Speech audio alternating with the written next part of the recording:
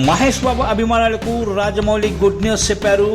ఆయన దర్శకత్వంలో రూపొందుతున్న వారణాసి షూటింగ్ మరో 4 నెలల్లో పూర్తవుతుందని వెల్లడించారు.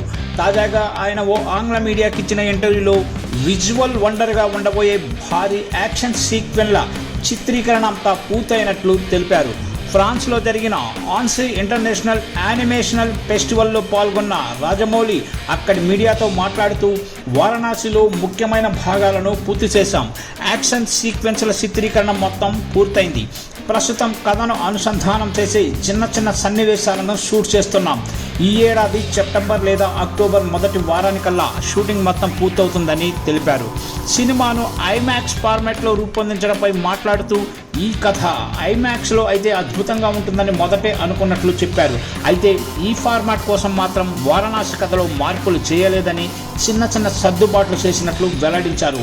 మన కళ్ళు సినిమా స్కోప్ ఫార్మాట్లో షూట్ చేయడానికి అలవాటు పడ్డాయి.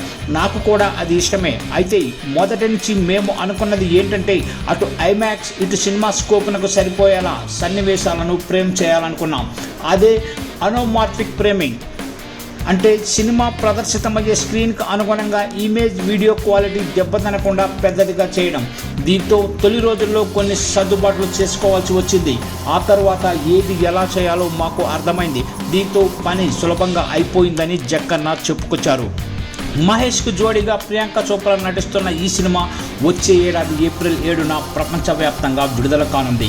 ఇందులో కుంభ పాత్రలో నటించిన పృథ్వీరాజ్ సుకుమారన్ ఇటీవల ఈ సినిమా గురించి మాట్లాడుతూ అంచనాలు పెంచేశారు.